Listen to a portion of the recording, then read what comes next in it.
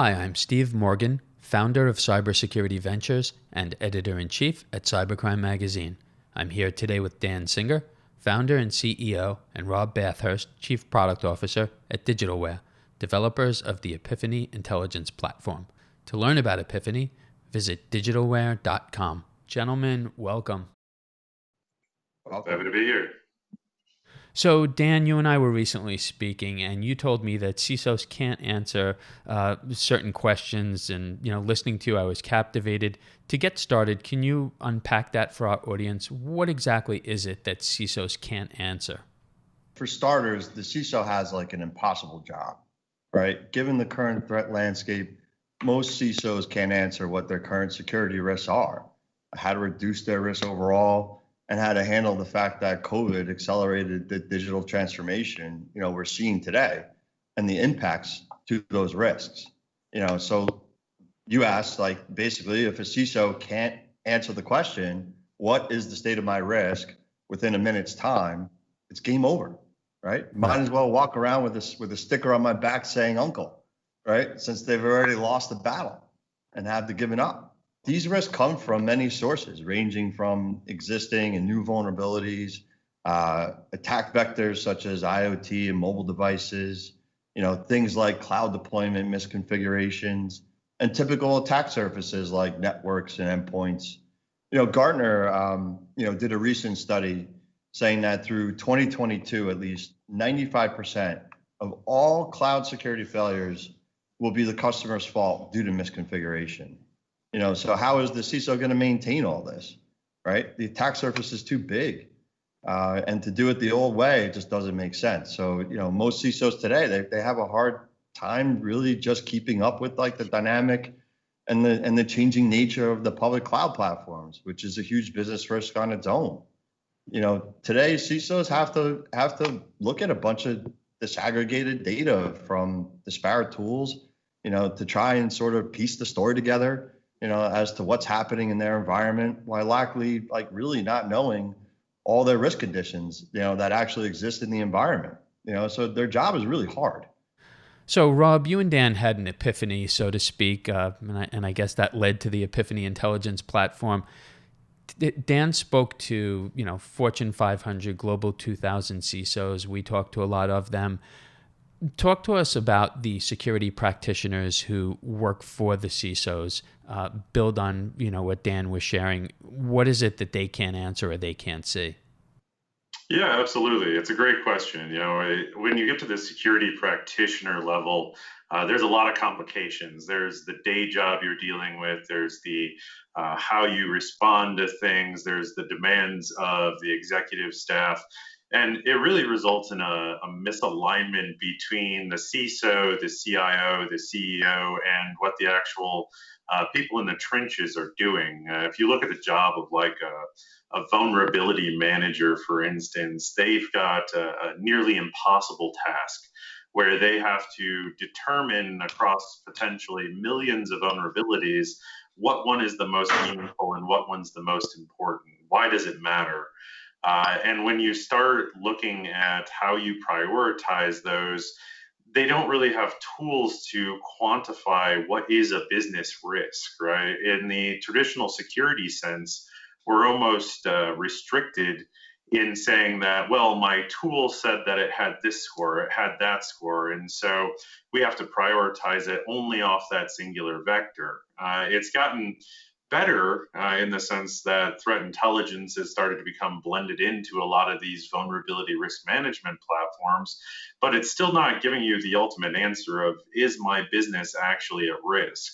And so when we started looking at it and said, why is that? Why can't we effectively translate these using all these thousands and thousands and millions of dollars worth of tools to the customer? Because at the end of the day, what they really want to know is, am I better today than I was yesterday? And are the decisions I'm making beneficial to the organization, or am I just kind of managing by metrics? And the complexity gets even greater when we start dealing with what the practitioner has to deal with as the threat landscape changes, evolves, and shifts as we're dealing with the work from home dilemma now. Mobile computing is really moving in that direction. We have IoT all over the place. And so there's a lot of different issues that we end up buying tactical tools for, which just create more data. And that more data then has to be cross-referenced and prioritized. And then you ultimately back to the same question: why is this vulnerability meaningful, and why is it not? And that's why, we really built Epiphany, is to ultimately answer the question the business wants, which is, am I making the right decisions, and are the decisions I'm making reducing the most risk inside my environment? And then ultimately, why? How do I quantify that? Which is the nearly impossible task that the guy in the trenches really has. We talk to a lot of SOC analysts and threat hunters, and some of our conversations get fairly in depth. And when you scratch beneath the surface, I don't want to put words in anybody's mouth, Rob, but it almost sounds like they're flying blind when it comes to really answering the hard questions about risk. Well, you're not wrong in that sense, and that's kind of what they are doing. It's like it's like piloting a submarine, right? You've got all these tools and billions of dollars of sensors, and everything's telling you what's going on, but you don't really know what you're up against outside. You don't really know what's happening. And so you need a better understanding of what risk really means to the business, as to why the data you're producing and gathering really means anything. If we look at it I spent a lot of time as a very in-depth practitioner when it comes to exploit development and reverse engineering, and dealing a lot with embedded systems, clinical devices. And the question we'd always get asked when dealing with those is, can something happen to this pacemaker? Can something happen to this insulin pump? What's going on? But the bigger question when it came to it from a clinical perspective is, how does that impact our ability to provide care? And so you're constantly being torn between the tactical response, the tactical needs, the alerts, and what's happening, to the what the business is actually concerned about, which is the ability to continue to operate and generate revenue.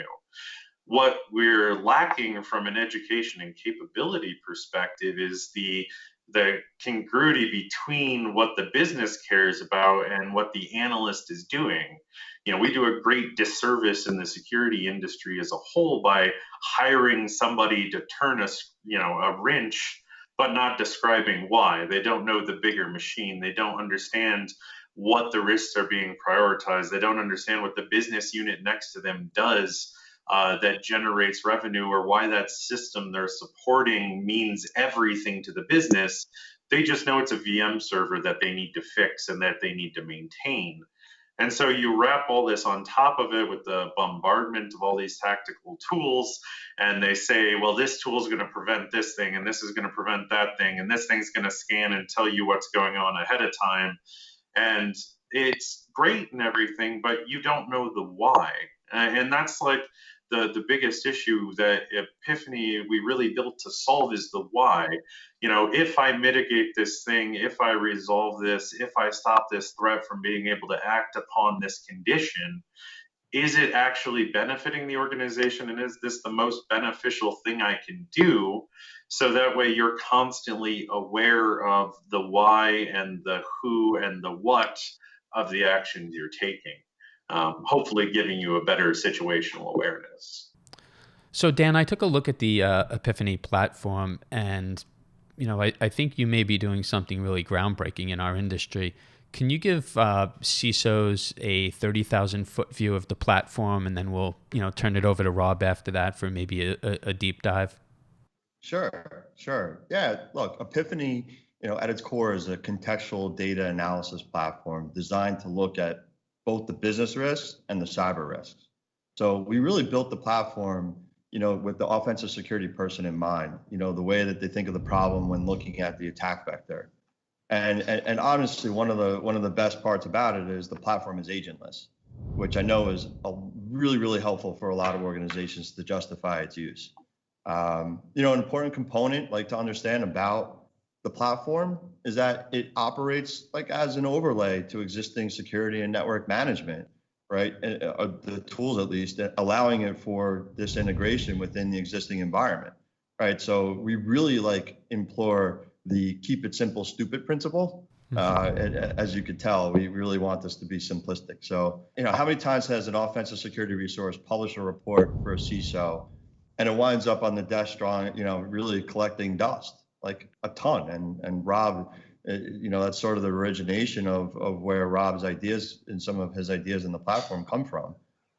This is a fundamental shift in the way security teams operate, right? So Epiphany, at its core, it provides the actionable intelligence, and most importantly, a way to use the empirical data to communicate across your entire organization, right? From your board all the way to your exec leadership team to the folks that are operators, right? So Gartner, we tried investigating what does this mean? How is this meaningful to the Gartner analysis?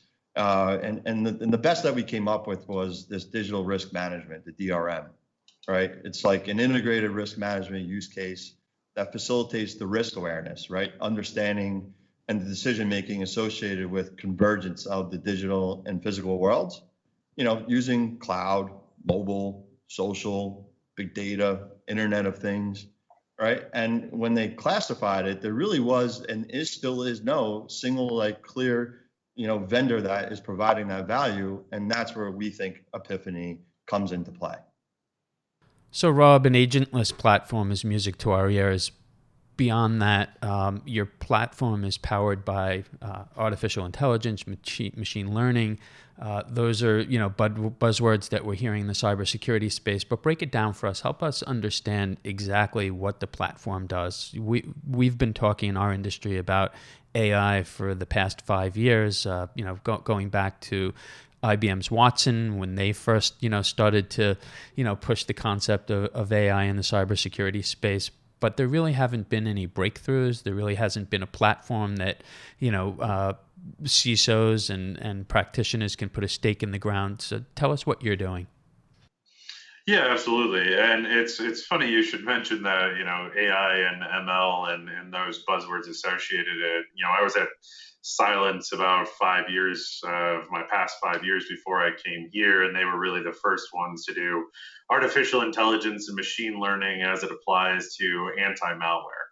And the big problem you deal with, just as a preface to it, is AI and ML are only meaningful if you can definitively answer the question that's being asked. If you don't know the question and you don't know what you're trying to answer, it's not really meaningful. And so we took that same tact when it comes to Epiphany. And what we're really focusing on is understanding the potential of the attacker and the defender given a set of constraints. And those constraints are things like, how well could the attacker take advantage of the risk conditions presented to him in this particular sequence or scenario, or to them if this cloud configuration is there, or there's a misconfiguration or a compliance issue. And essentially what we're modeling out is the aggregate of what strength looks like and the aggregate of what weakness looks like, both on the attacker and the defender side, so that if we send a condition set into the platform, it can start to understand, given this attack path, this sequence that we're modeling, what is the attacker's potential to ultimately reach that target. If you look at it and you break down the actual model and how Epiphany operates, it's built on the same concept we used as red teamers for many, many years, which is I need a foothold, I need a way to transition, I have an ultimate target I'm going after, and then I have a prize, a thing of value. If I'm not going after a prize, then I'm really only in there doing reconnaissance, right? And that's not really, reconnaissance is meaningful in the sense that I want to prevent the attacker from being in there. But ultimately, if you look at what's the number one worry on most, CISOs and CIOs and security practitioners' minds, it's, I don't want to be breached. I don't want to be in a data breach. I don't want data exfilled. I don't want implants being found in my environment. I don't want credentials being lost. So we're really concerned about the prize and the prize's value to the attacker. And so when we start breaking down what those models actually are, they're kind of pre-trained based on those risk conditions and the attacker's capability. We enhance that with things like threat intelligence, what's going on from a attacker's perspective across the world. And then we have our own risk intelligence capability that says, let's take these new conditions that have appeared in the wild, these 0 days, the NSA lost a toolkit, whatever it happens to be, and let's break down the combination of factors that are required for that foothold to be given to the attacker, and then ultimately how the attacker transitions through that data set to reach a target, to reach a prize. And so the great thing about that is by taking that mentality we have, that foothold, transition, target, and prize, we're able to look at both the tactical and strategic risks inside the organization.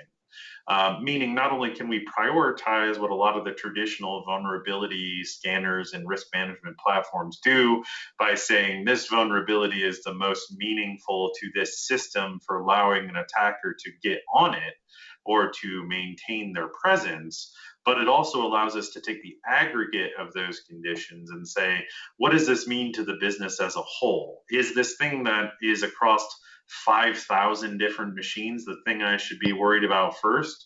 Or is it that thing that's on 100 machines, but 50 of those are really high priority to my business? That's the question. That's the disconnect that we're really trying to solve and really trying to fix when it comes to the why we do things. And so the models we built, and there are just basic heuristics and understanding about the logic of how an attacker works as well. When we break that all down, we combine the models, we combine the heuristics, we combine the logic trees, and it says, I'm an attacker here. Where do I go? Why is that meaningful? What does the business need to do to stop me? How do I prioritize that? And then how do I prioritize it across all business units and across the business as a whole? And so that's really how we focus that, is answering that question using those models in a way that prevents the analyst from having to do a bunch of cross-referencing and then ultimately trying to translate it to the director, who translates it to the CISO, who translates it to the CIO, who translates it to the board. And by the time you're done with the game of telephone, it started out as one vulnerability that's kind of important on this one firewall on the edge to the world is coming to an end. And that's really what we're trying to prevent, is that miscommunication by using these models that simplify how we present that risk back to the business. So Dan, I'm listening to Rob, and I mean, clearly, he's been in the trenches, but I think he's seeing something, a different approach, something that we really haven't seen before. I don't want to use the word, a holy grail. I don't know if we'll ever have something like that for CISOs, but is this something that, approaches that or comes closest to that? So actually, I took some time yesterday. I was watching your the mini documentary you did with Steve Katz. Who, for those that don't know who Steve Katz is, he's the world's first CISO and now is at Citibank, right? So he said something very interesting actually in his interview. He said, look, the CISO's job is to help reduce the risk, right? Mitigate the risk, but cannot make it go away. So no, there is no such thing as the Holy Grail in cybersecurity, right? With everything being as fluid as it is, you hope to stay above board on most of your problems and the risk to the organization, right? Epiphany's job is to take that complexity of the problem and make it really simple to consume, right? There is no single vendor out there that has a comprehensive offering like this, and I think that's the gap we're filling. But the platform itself, it reduces the time to determine if you're exposed and the effort in quantifying your decisions for the board, right? And that's kind of where everything rolls uphill. So by effectively prioritizing risks, anyone responsible for the risk can communicate across the organization, helping build those bridges, right, between technology folks, the business folks, the policy folks, really aligning organizations. So for me, I always tell CISOs, I want to give, when they wake up in the morning, I want to give them the ability to know where to point their team, right? Because they understand what's at risk if they don't. So talk to us about your market plans. Clearly, there's a big opportunity here. Where is Digitalware going with Epiphany? Is it a direct sales model? Are you working with partners? Is it a combination of the two? And overall, what are you doing to bring this to the market? It sort of dates back to like how we got started. 4 years ago when I started the company, we had we were delivering really large vulnerability management and endpoint programs for complex organizations. Now after years of executing, we've gone back to those existing customers, that have been consuming our programs, and we've now gone through the process of converting them with our product value. And some of those initial customers really have some significant scale, right? Like 600,000 plus, endpoints and complexities like the federal government, that have unique requirements. So really for like the past 18 months, like we've been honing our product, right, to be ready for the enterprise market.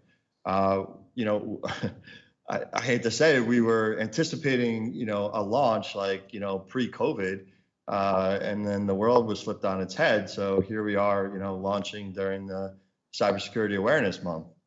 Our product is really easy to consume, right? So since we don't require deploying an agent, and we ingest the state of your environment, our ability to execute at customers with a high degree of value can happen really, really fast, right? So imagine customers, that want to set up a proof of concept. We can have them up and running in a day or two, as long as they understand their data sources, right? And have access to their data sources. An alternative, approach is, we have a lot of customers that will come to us for our adversarial assessments, similar to what they'll go to the big consulting firms for. We just happen to be a lot cheaper and more effective and really fast at doing it.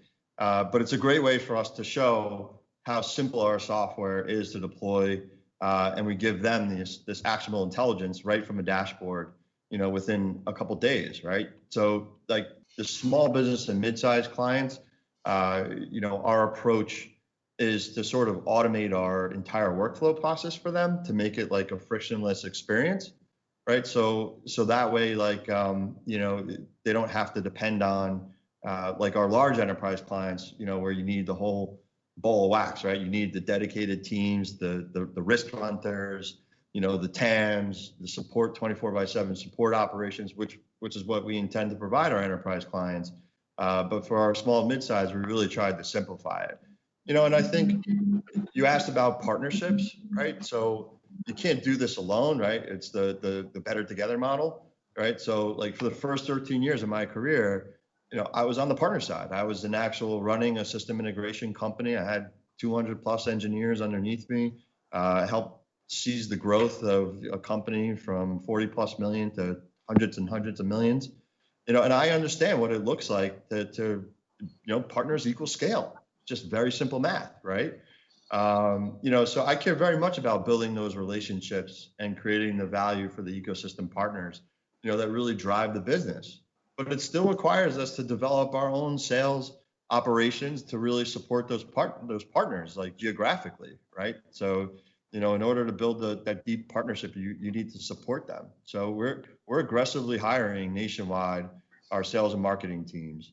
And we have a lot of technology partners that we've already integrated with. We have 40 plus ingestions of people's technologies, and we have some really strategic partnerships that we'll as we're starting to roll out, we'll talk more about with user case studies and so on and so forth. But as far as our forecast goes, we're targeting that Fortune 2000, and we've done I think a really good job so far in adopting their needs and really seizing the market. So we're ready for scale.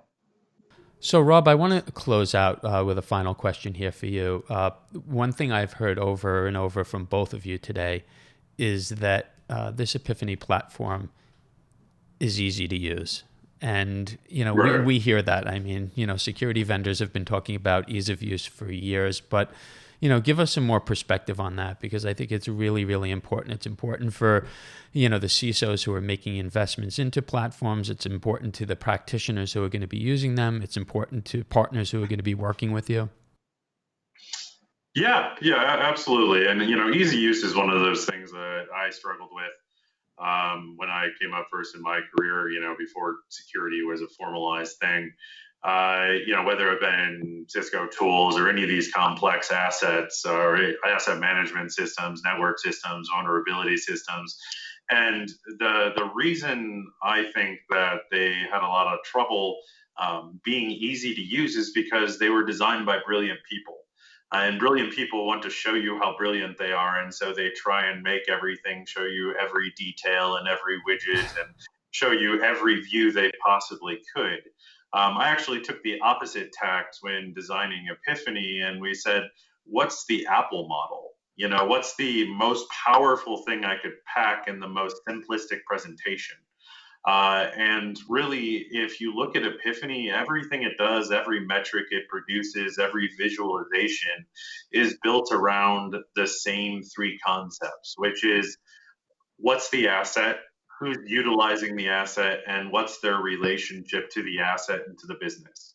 Because fundamentally, if you understand the relationship between the people and the assets and the business, then you can answer the questions of what impacts them, why, what do I do about it, how do I present that?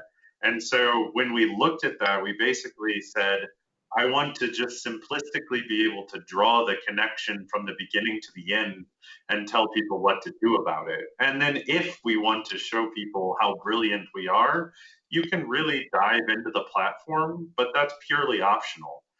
Like I said at the beginning of this, it's really, am I better today than I was yesterday? And that's the fundamental thing we want to answer.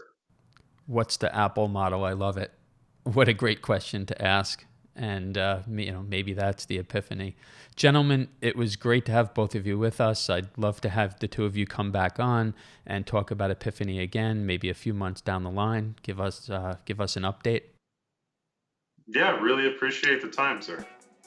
I'm Steve Morgan, founder of Cybersecurity Ventures and editor-in-chief at Cybercrime Magazine.